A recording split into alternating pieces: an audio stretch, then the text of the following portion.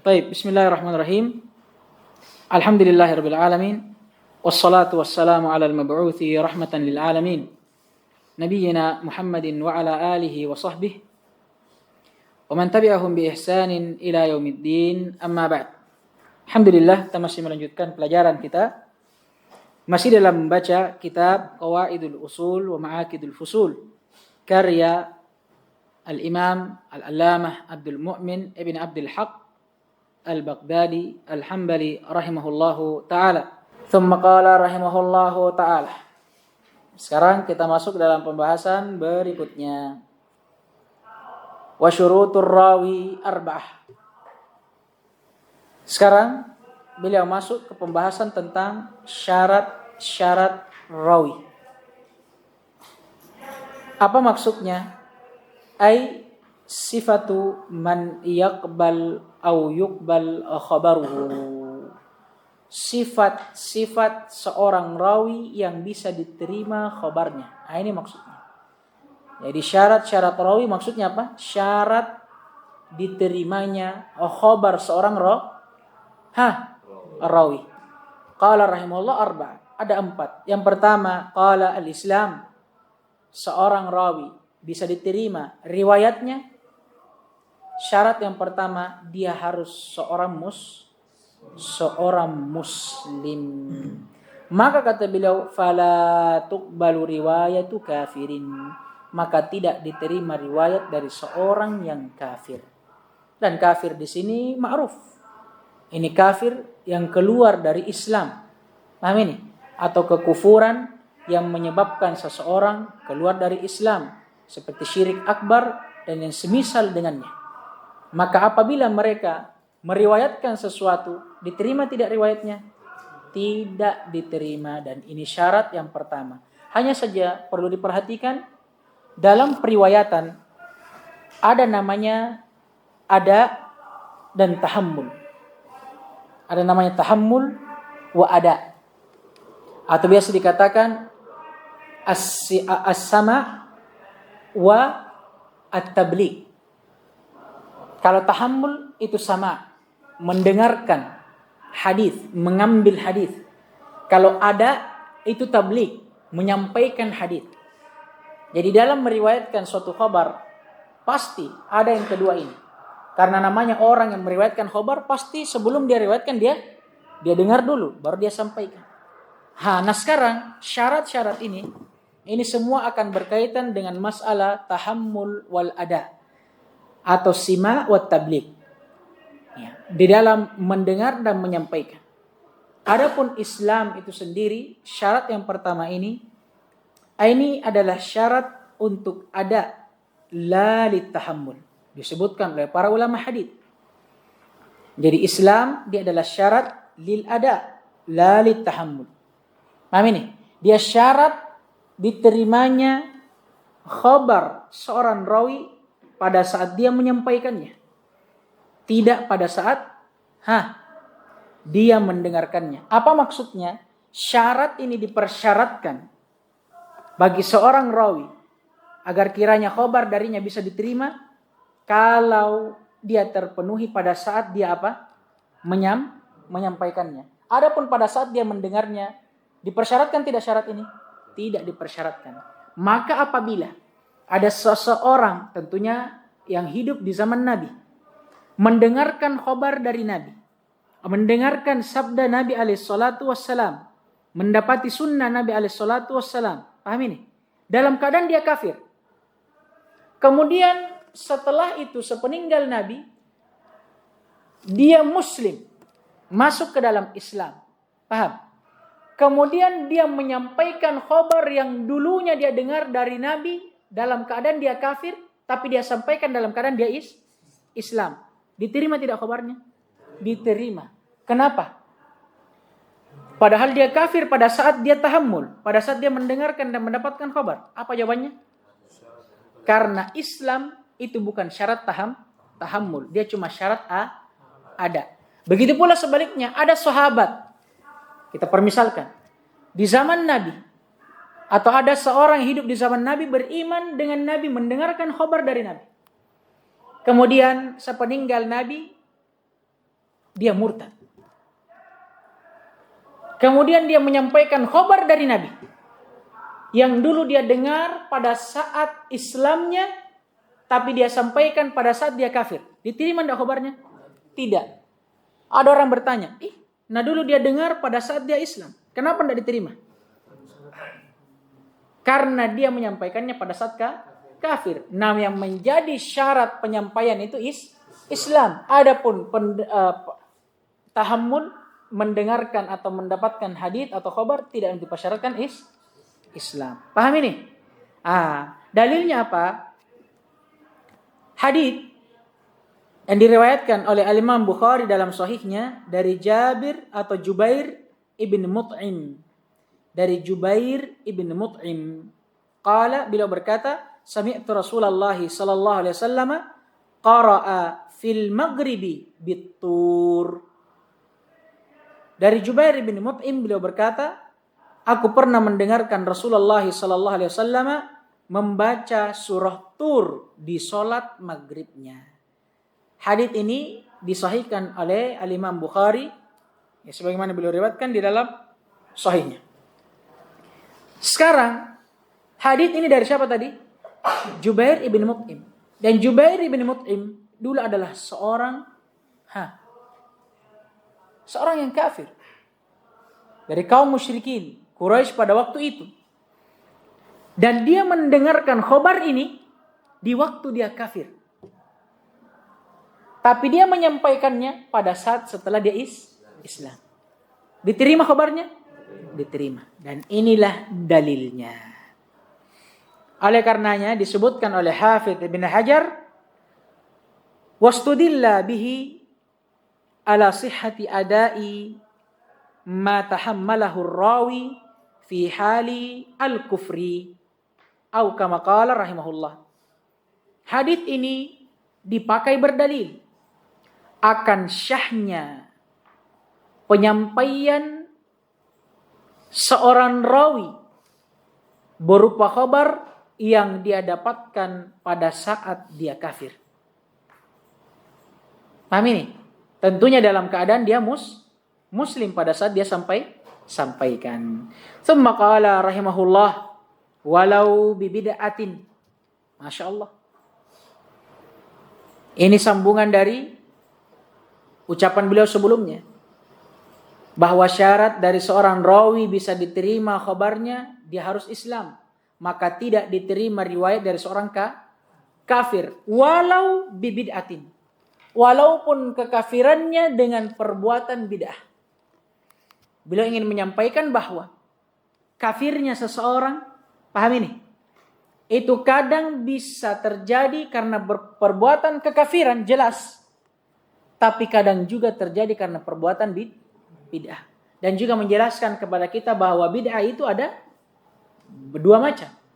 Ada bid'ah yang mukaffirah, mengkafirkan pelakunya, dan ada yang ghairu mukaffirah, yang tidak mengkafirkan. Sekarang kalau bid'ah mukaffirah, ada seseorang yang melakukan bid'ah mukaffirah lantas menyebabkan dia keluar dari Islamnya, kafir dari Islamnya, kemudian dia membawakan suatu khabar, bisa tidak diterima khabarnya? Tidak. Kalau ada yang tanya antum, kenapa tidak? Nah, bid'ah yang dia lakukan. Apa jawabannya? Biar bid'ah dia lakukan, tapi bid'ahnya mengeluarkan dia dari Islam. Paham ini? Tsumma qala rahimahullah illal muta'awwilu idza lam yakun da'iyah. Pembahasan lagi. Kata beliau tadi apa? Tidak diterima riwayat dari seorang yang kafir walaupun kafirnya karena perbuatan bid'ah. Tapi dikecualikan kalau perbuatan bid'ah yang dia lakukan ada takwilnya. Apa maksudnya? Perbuatan bid'ah yang dia lakukan ada dalilnya dari Al-Quran dan Sunnah. Sebelumnya ini menjelaskan kepada kita bahwa ahlul bid'ah juga ini berbeda-beda, bermacam-macam. Ada ahlul bid'ah yang mu'awwilah, maksudnya dia melakukan bid'ah tapi ada dalilnya dari Al-Quran atau dari Sunnah. Yang paham ini? Tapi pemahamannya terhadap dalil itu yang keliru, yang membawa dia kepada pemahaman bid'ahnya. Tapi ada memang ahlul bid'ah yang tidak ada dalilnya. Memang cerita ji. Seperti apa? Orang-orang Syiah, Rafidah, dan orang-orang gulatus Sufiyah, orang-orang gulunya orang Sufi itu. Itu kalau mereka cerita, lihat nih, ada enggak dalil yang dibawakan? Tidak ada. Paham ini? Kalau pelaku bid'ah, paham ini? Kalau pelaku bid'ah dan bid'ah yang dia lakukan karena ada takwil, maksudnya ada dalil, hanya saja dia salah paham dari dalil itu, kemudian dia riwayatkan suatu riwayat, menyampaikan suatu khabar, diterima enggak khabarnya? Diterima. Paham ini? Karena dikecualikan di sini, illa al-muta'awil, kecuali orang yang melakukan bid'ah karena ada takwilnya, ada dalilnya. Paham ini? Maksudnya apa? Kalau mereka menyampaikan khabar, maka diterima. Itu lagi kata beliau, idza lam yakun da'iyah. Selama dia hanya pelaku, bukan seorang dai. Kalau dia seorang dai, dia melakukan bid'ah dan dia ajak orang melakukan bid'ah yang dia lakukan. Paham ini? Diterima enggak khabarnya? Tidak, walaupun dengan takwil. Di sini muncul alasan. Kenapa? Kenapa bisa? Kenapa bisa si pelaku diterima khabarnya, sedangkan seorang dai-nya tidak diterima? Orang yang mengajak tidak diterima khabarnya. Disebutkan oleh para ulama karena seorang yang mendakwahkan bid'ah ditakutkan khabar yang dia riwayatkan, khabar yang dia sampaikan itu dia hiasi agar kiranya sesuai dengan apa? Bid'ah yang dia dakwahkan. Paham tidak ini? Ini yang berbahaya. Ya kan? Maka kata sebagian syurah di antara Syekh Abdullah Al-Fauzan, li'annana la na'man an yadha'a haditsan yuwafiqu hawah. Karena kita tidak bisa, ya kan, menjamin. Kita tidak bisa menjamin khabar yang dia sampaikan boleh jadi dia memalsukan hadis yang dia khabarkan untuk menyesuaikan dengan hawa nafsunya. Lihat itu orang-orang sekarang ahlul bidah. Nah ini, memang hadis, ayat dia bawa. Nah ini, tapi ayat dan hadis itu dia bawa sesuai dengan apa? Pemahaman dia. Ini yang bahayanya. Pahamnya ini sebabnya. Dan disebutkan oleh para ulama, di antaranya Al-Hafidh Ibn Hajar, kata beliau, hadzal madhab huwa al-a'dal wa sarat ilaihi tawaifun minal a'immah. Pendapat ini pendapat yang paling adilnya, pertengahannya. Ya kan? Dan pendapat ini adalah pendapat yang dipegang oleh sekelompok dari imam. Masya Allah. Dan juga dikatakan oleh Khatib Al-Baghdadi, hadza madhabu katsirin minal ulama. Ini adalah madhab jumhur ulama. Wa mimman dhahaba ila dzalika Abu Abdullah Ahmad bin Hanbal. Dan di antara ulama yang berpendapat dengan pendapat ini adalah Imam Abu Abdullah Ahmad bin Hanbal. Kata beliau, fi dhahiri kalamihi. Kata beliau, ini pendapat pada apa yang nampak dari ucapannya. Nya di sini kembali ke mana? Disebutkan oleh para ulama, kembali ke Al-Imam Ahmad ibn Hanbal rahimahullahu ta'ala. Amin. Maksudnya pendapat yang terakhir ini adalah pendapat apa? Pendapatnya Imam Ahmad ibn Hanbal rahimahullahu ta'ala. Dan sebagaimana yang dinukil tadi oleh Al-Khatib Al-Baghdadi. Thumma qala rahimahullahu ta'ala, wat-taklifu halatal ada. Ini syarat yang kedua. Dari syarat diterimanya khabar seorang rawi, at-taklif. Seorang rawi harus mukallaf. Yang diinginkan dengan taklif di sini adalah al-bulugh wal aql. Balik dan akal. Berarti yang diinginkan dengan mukallaf, seorang rawi harus mukallaf baru diterima khabarnya. Apa mukallaf di sini? Harus balik dan akil. Maka ketika ada seorang yang tidak berakal, walaupun dia balik, meriwayatkan suatu khabar, diterima? Enggak. Sebaliknya, ada seseorang yang berakal tapi belum balik, anak kecil, diterima enggak khabarnya? Tidak. Hanya saja perhatikan syarat yang kedua ini, halatal ada, pada saat dia menyampaikan. Nanti deh ini. Dan sebagian ulama menyampaikan atau menyebutkan alasannya kenapa? Ya karena namanya riwayat itu, periwayatan khabar, ini kan perlu apa? Tasdik. Kejujuran. Paham ini? Nah masalahnya ini orang yang tidak berakal dan orang yang belum balik, anak kecil, ini kadang belum bisa membedakan yang mana yang jujur, yang mana yang tidak. Paham ini? Perlu kesempurnaan akal di situ. Paham tidak? Makanya tidak diterima periwayatan dari seorang yang tidak berakal dan tidak balik atau anak kecil. Hanya saja syarat ini kata beliau halatal ada. Ini untuk pada saat dia menyampaikan hadits. Berarti kalau misalkan ada orang yang mendengarkan suatu khobar, dia tidak mukallaf.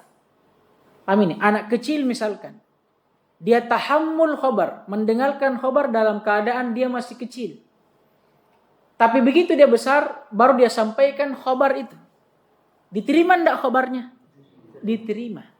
Kenapa? Karena terpenuhi syarat ada. Kalau ada orang bertanya, nah dia dengar itu khobar pada saat dia belum mukallaf. Apa jawabannya? Taklif itu syarat ada, bukan syarat tahammul. Paham tidak ini? Masya Allah. Dan begitu pula sebaliknya, ya kan? Kemudian kata beliau waddabat. Masya Allah, ini waddabat. Dabat ini apa? Bagus terjemahannya. Dabat mungkin penjagaannya, ya. Penjagaannya terhadap riwayat itu. Ya kan? Karena dabat ini kalau di ilmu hadis itu dirinci lagi. Ada dabtul sadar, ada dabtul kitabah. Syarat yang ketiga, qala rahimahullah waddabtu. Dabatnya seorang rawi atau penjagaan seorang rawi terhadap khobar yang diriwayatkan. Disebutkan oleh para ulama, yaitu bagaimana cara dia menyampaikan apa yang dia dengarkan sesuai. Paham ini? Jadi apa yang dia sampaikan sesuai dengan apa yang dia dengarkan. Maksudnya dia jaga khobar itu. Kata beliau, samaan wa adaan. Dan syarat ini. Ini syarat untuk sama, tahammul dan ada tabligh. Berbeda dengan sebelumnya.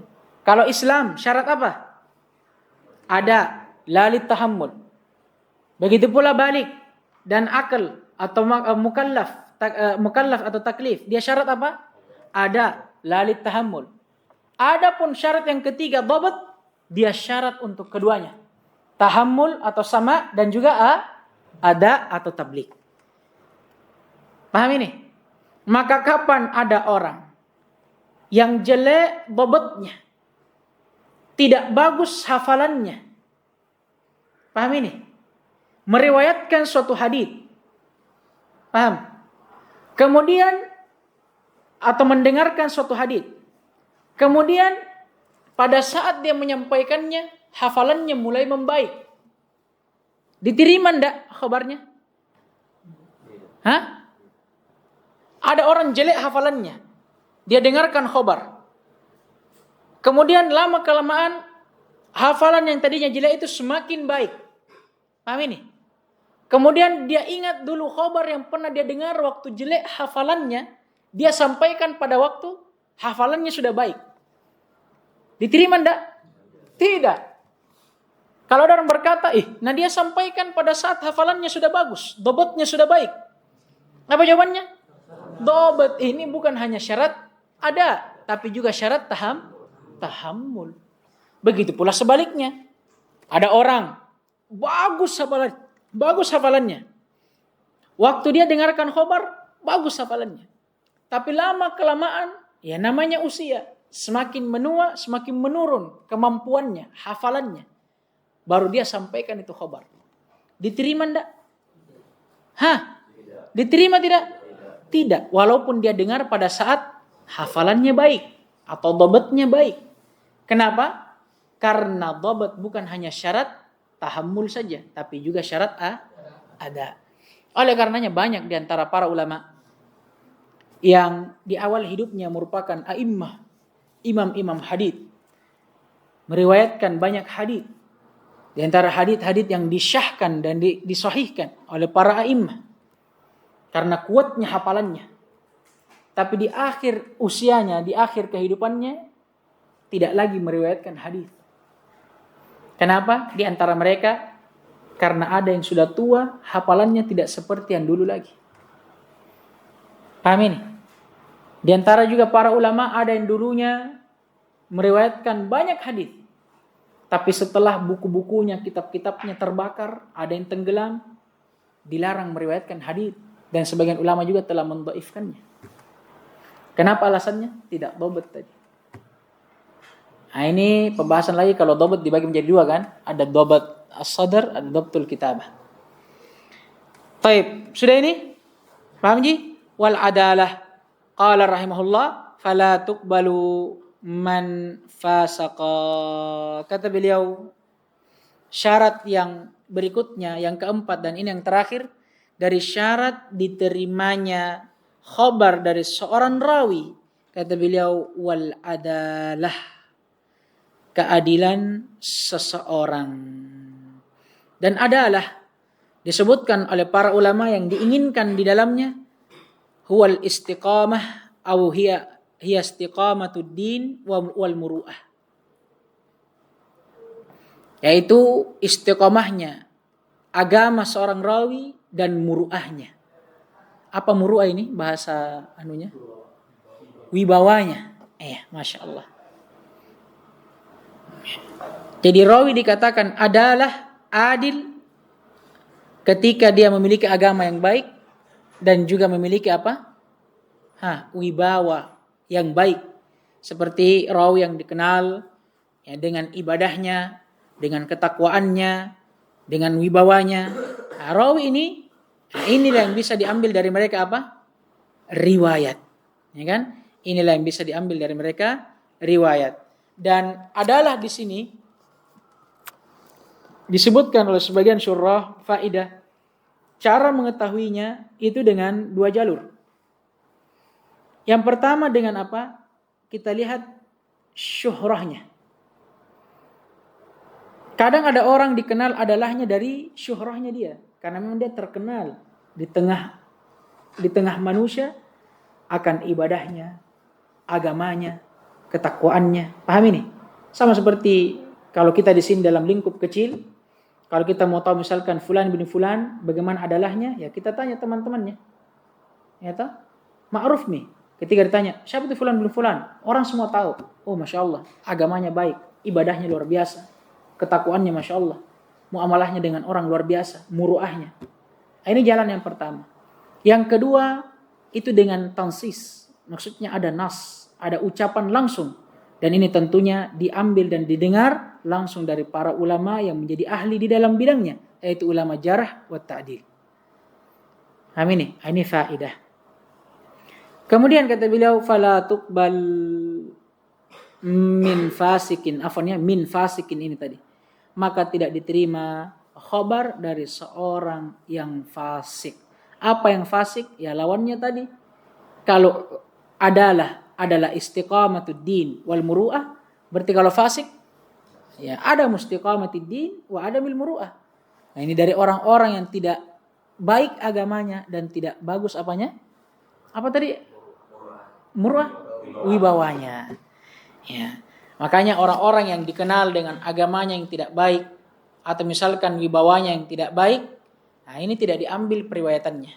Bahkan dulu kalau antum dengar di ilmu-ilmu hadits mungkin ada ulama yang tidak diambil riwayatnya hanya karena kedapatan minum berdiri, kencing berdiri. Hanya karena itu. Padahal permasalahan ini pun sebenarnya bukan permasalahan yang haram. Permasalahan makruh atau tidak. Itu pun diperselisihkan. Tapi para ulama saking ketatnya dan penjagaannya terhadap hadits, dia tidak ambil riwayatnya. Kenapa? Karena mereka anggap itu khawarimul muru'ah. hal yang mengurangi apa? Muru'ah, wibawa seseorang. Apalagi orang yang sudah ditahu tidak bagus agamanya, contoh pendusta. Paham ini? Anda diambil riwayatnya. Oleh karenanya Allah Subhanahu wa taala berfirman, "Ya ayyuhalladzina amanu, in ja'akum fasiqun binaba'in fatabayyan." Wahai sekalian orang-orang yang beriman, kalau datang kepada kalian orang yang fasik, antum sudah tahu orang ini fasik, tidak bagus agamanya. Kemudian dia bawa berita. Apa yang wajib bagi kita? Kata Allah, fatabayyanu, cari tahu dulu. Tsumma qala rahimahullahu taala illa bi bid'atin muta'awwilan inda Abil Khattab. Hanya saja sebagian ulama, di antaranya Abul Khattab, wasyafi'i, dan juga Imam Syafi'i, mempersyaratkan tidak diterimanya khabar dari seorang fasik itu dikecualikan darinya kalau kefasikannya itu dengan takwil. Dan sebenarnya kalau kita melihat pendapat ini dibangun dengan pendapat yang pertama tadi, bid'ah dengan takwil. Sama ini, kalau fasiknya berupa fasik yang takwil, maka Abul Khattab dan Imam Syafi'i memperkecualikannya dari orang-orang fasik yang ditolak pengabarannya. Kata mereka khusus untuk orang-orang yang fasik, tapi fasiknya mereka dengan takwil, diterima atau tidak khabarnya? Diterima di sisi Abul Khattab dan Imam Asy-Syafi'i. Kemudian yang terakhir, masalah wal majhulu fi syartin minha la yuqbal kamadhabi Asy-Syafi'i. Masya Allah, ini masalah terakhir tentang al-majhul, orang yang tidak ditahu. Dari kata jahala, yajhalu, jahlan, jahilun, majhul. Dia fi'il, bukan fi'il ya, isim maf'ul, mabni lil majhul. Dari kata yujhal, orang yang tidak ditahu. Apanya? Disebutkan oleh para ulama, zatnya atau orangnya dan sifatnya. Paham ini? Orang yang tidak ditahu zatnya, siapa ini orang?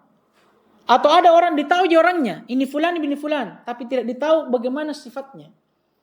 Apakah dia adil atau tidak, dhabt atau tidak? Paham ini? Paham tidak? Apa ini? Kata beliau, wal majhul, dan orang yang majhul tidak ditahu fi syartin minha, pada salah satu syarat dari apa yang telah berlalu. Apa maksudnya? Kalau ada rawi, dia majhul, tidak ditahu dia Islam atau tidak. Atau dia tidak ditahu dia apa lagi namanya? Dia mukallaf atau tidak. Atau syarat berikutnya, dia tidak ditahu adil atau tidak. Atau dia tidak ditahu dhabt atau tidak. Kata beliau, la yuqbal, tidak diterima riwayatnya. Kamadhabi Asy-Syafi'i, sebagaimana yang datang dalam madhab Asy-Syafi'i rahimahullah. Kita cukupkan sampai di sini. Naktafi bihadzal qadar. Subhanakallahumma hamdik, asyhadu an la ilaha illa anta astaghfiruka wa atubu ilaik. Waffaqallahu al-jami' lima yuhibbu wa yarda wa yatina al-afiyata was salama. Innahu waliyyu dzalika wal qadiru alaih. Walhamdulillahirabbil alamin.